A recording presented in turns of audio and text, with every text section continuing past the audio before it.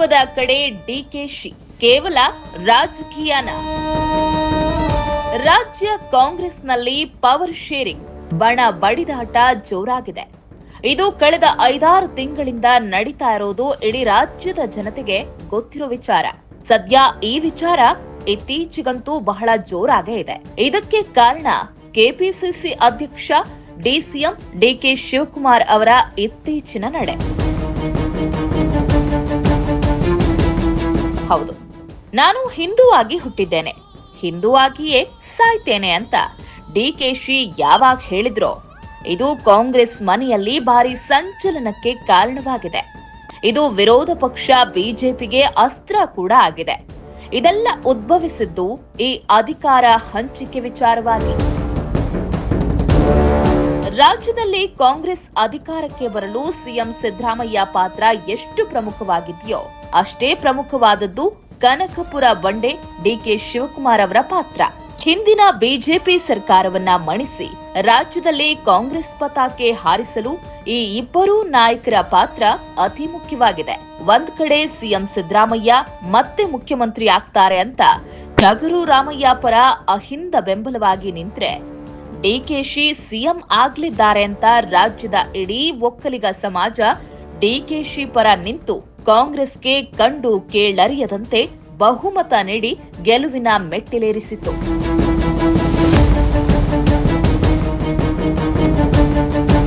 ಯಾವಾಗ ರಾಜ್ಯದಲ್ಲಿ ಕಾಂಗ್ರೆಸ್ ಪುನರ್ ಸ್ಥಾಪನೆ ಆಯಿತೋ ಆಗ ಸಿದ್ದರಾಮಯ್ಯ ಡಿಕೆಶಿ ನಡುವೆ ಸಿಎಂ ಗದ್ದುಗೆ ಗುದ್ದಾಟ ಶುರುವಾಯಿತು. ಸಿಎಂ ಗಾದಿಗಾಗಿ ಸಿದ್ದರಾಮಯ್ಯ ಡಿಕೆಶಿ ದೆಹಲಿಯಲ್ಲಿ ವರಿಷ್ಠರ ಬಳಿ ಮ್ಯಾರಥಾನ್ ಕೂಡ ಮಾಡಿದ್ರು. ಇಬ್ಬರು ನಾಯಕರನ್ನ ಸಮಾಧಾನ ಪಡಿಸಲು ಹೈಕಮಾಂಡ್ ಕೂಡ ಅಷ್ಟೇ ಕಸರತ್ತು ನಡೆಸಿತು. ರಾಜಕೀಯ ಮೂಲಗಳ ಪ್ರಕಾರ ರಾಹುಲ್ ಗಾಂಧಿ ನೇತೃತ್ವದ ಸಭೆಯಲ್ಲಿ ಇಬ್ಬರ ನಡುವೆ ಅಧಿಕಾರ ಹಂಚಿಕೆಯ ಮಾತು ನಡೆದ ಕಾರಣ ಸಿದ್ದರಾಮಯ್ಯ ಸಿಎಂ ಆಗಲು ಡಿಕೆಶಿ ಡಿಸಿಎಂ ಆಗಲು ಸಮ್ಮತಿಸಿದ್ರು ಅಂತಲೂ ಹೇಳಲಾಯಿತು. ಹೀಗೆ ಸರ್ಕಾರ ಕೂಡ ರಚನೆಯಾಯಿತು. ರಾಜ್ಯದಲ್ಲಿ ಇಬ್ಬರು ಅಧಿಕಾರ ನಡೆಸಲು ಮುಂದಾದ್ರು. ಇದರ ಮಧ್ಯೆ ಸಿದ್ದರಾಮಯ್ಯ ಬಣದಲ್ಲಿ ಗುರುತಿಸಿಕೊಂಡಿರುವ ಕೆಎನ್ ರಾಜಣ್ಣ, ಸತೀಶ್ ಜಾರಕಿಹೊಳಿ, ಜಮೀರ್ ಅಹ್ಮದ್ ಪದೇ ಪದೇ ಸಿದ್ದರಾಮಯ್ಯ 5 ವರ್ಷವೂ ಸಿಎಂ ಅಂತ ರಾಜ್ಯಾದ್ಯಂತ ಸುದ್ದಿ ಹಬ್ಬಿಸಲು ಆರಂಭಿಸಿದ್ರು. ಇಷ್ಟು ಮಾತ್ರವಲ್ಲದೆ ಕೆಪಿಸಿಸಿ ಅಧ್ಯಕ್ಷರ ಬದಲಾವಣೆ ವಿಚಾರವನ್ನು ಆಗಾಗ್ಗೆ ಮಾಧ್ಯಮಗಳಲ್ಲಿ ಹೇಳಿಕೆ ನೀಡಲು ಶುರು ಮಾಡಿದ್ರು. ಹಾಗೆ ದಲಿತ ಸಿಎಂ ಕೂಗೆಬ್ಬಿಸುವ ಜೊತೆಗೆ ಡಿನ್ನರ್ ಪಾಲಿಟಿಕ್ಸ್ ಮಾಡಲು ಆರಂಭಿಸಿದ್ರು. ಈ ವಿಚಾರವೆಲ್ಲ ಡಿಸಿಎಂ ಡಿಕೆಶಿ ಮನಸ್ಸು ಕದಡಲು ಆರಂಭಿಸಿತು. ಸಿದ್ದರಾಮಯ್ಯ ಪರ ಮೆಜಾರಿಟಿ ಶಾಸಕರಿದ್ದಾರೆ, ಆದ್ರೆ ಡಿಕೆಶಿ ಜೊತೆ ಅಷ್ಟು ಮೆಜಾರಿಟಿ ಶಾಸಕರಿಲ್ಲ. ಎಲ್ಲ ರಾಜಕೀಯ ಬೆಳವಣಿಗೆಗಳ ನಡುವೆ ಡಿಕೆಶಿ ಮಾತ್ರ ಹೈಕಮಾಂಡ್ನತ್ತ ಬೊಟ್ಟು ಮಾಡಿ ಸುಮ್ಮನಾಗ್ತಿದ್ರು. ರಾಜ್ಯ ರಾಜಕೀಯದಲ್ಲಿ ನಡೀತಿದ್ದ ಬೆಳವಣಿಗೆಯಿಂದ ಬೇಸತ್ತ ಎಐಸಿಸಿ ಅಧ್ಯಕ್ಷ ಮಲ್ಲಿಕಾರ್ಜುನ್ ಖರ್ಗೆ ಕೂಡ ಸಿಎಂ ಕುರ್ಚಿ ಬಗ್ಗೆ ಮಾತನಾಡುವವರ ವಿರುದ್ಧ ಗುಡುಗು ಕೂಡ ಹಾಕಿದ್ರು. ಅದ್ಯಾಕೋ ಅದಕ್ಕೂ ಕಿಮ್ಮತ್ತಿನ ಬೆಲೆ ಇಲ್ಲದಂತಾಯ್ತು. ಈ ಎಲ್ಲ ರಾಜಕೀಯ ತಂತ್ರಗಳನ್ನ ಗಮನಿಸುತ್ತಿರುವ ಡಿಕೆಶಿ ಕುಂಭಮೇಳದಲ್ಲಿ ಪುಣ್ಯ ಸ್ನಾನ ಮಾಡಿ ದೆಹಲಿ ನಾಯಕರ ಭೇಟಿಯಾದ ಡಿಕೆಶಿ ಸುರ್ಜೇವಾಲಾ, ಕೆಸಿ ವೇಣುಗೋಪಾಲ್ರನ್ನ ಪ್ರತ್ಯೇಕವಾಗಿ ಭೇಟಿಯಾಗಿ ಕರ್ನಾಟಕದಲ್ಲಿ ಕಾಂಗ್ರೆಸ್ ಸರ್ಕಾರ ರಚನೆ ಸಂದರ್ಭದಲ್ಲಿ ಏರ್ಪಟ್ಟಿದ್ದ ಒಪ್ಪಂದದ ಬಗ್ಗೆ ನೆನಪಿಸಿ, ಈಗ ಸಮಯ ಬಂದಿದೆ, ಕೊಟ್ಟ ಮಾತಿನಂತೆ ನಡೆದುಕೊಳ್ಳಿ ಅಂತ ಹೇಳಿ ವರಿಷ್ಠರಿಗೆ ಶಾಕ್ ನೀಡಿದ್ದಾರೆ ಅಂತ ಹೇಳಲಾಗ್ತಿದೆ. ದೆಹಲಿ ನಾಯಕರ ಭೇಟಿ ಮಾಡಿದ ಬಳಿಕ ಮೊನ್ನೆ ತಮಿಳುನಾಡಿನಲ್ಲಿ ನಡೆದ ಶಿವರಾತ್ರಿ ವೇಳೆ ಸದ್ಗುರು ಕಾರ್ಯಕ್ರಮದಲ್ಲಿ ಅಮಿತ್ ಶಾ ಜೊತೆ ಡಿಕೆಶಿ ಪಾಲ್ಗೊಂಡಿದ್ದು ರಾಜ್ಯ ರಾಜಕೀಯದಲ್ಲಿ ಬಿರುಗಾಳಿಯನ್ನೇ ಸೃಷ್ಟಿಸಿತು.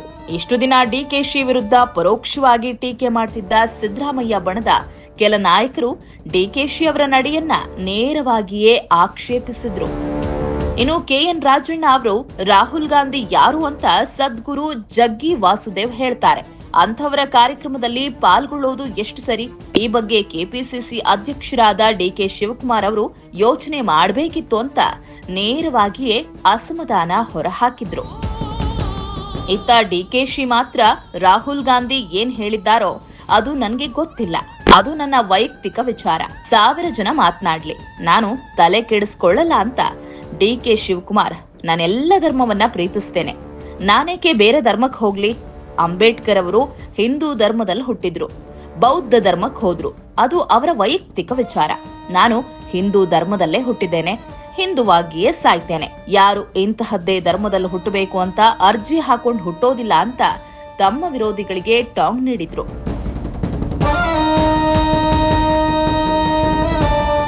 ಇನ್ನು ಕುಂಭಮೇಳದಲ್ಲಿ ಸ್ನಾನ ಮಾಡಿದ್ರೆ ಪುಣ್ಯ ಬರುತ್ತಾ ಎಂಬ ಖರ್ಗೆ ಮಾತಿಗೂ ಪ್ರತಿಕ್ರಿಯಿಸಿದ ಡಿಸಿಎಂ ಡಿಕೆಶಿ, ಅವರ ಹೇಳಿಕೆಯನ್ನ ರಾಜಕೀಯ ಮಾಡೋದು ಬೇಡ.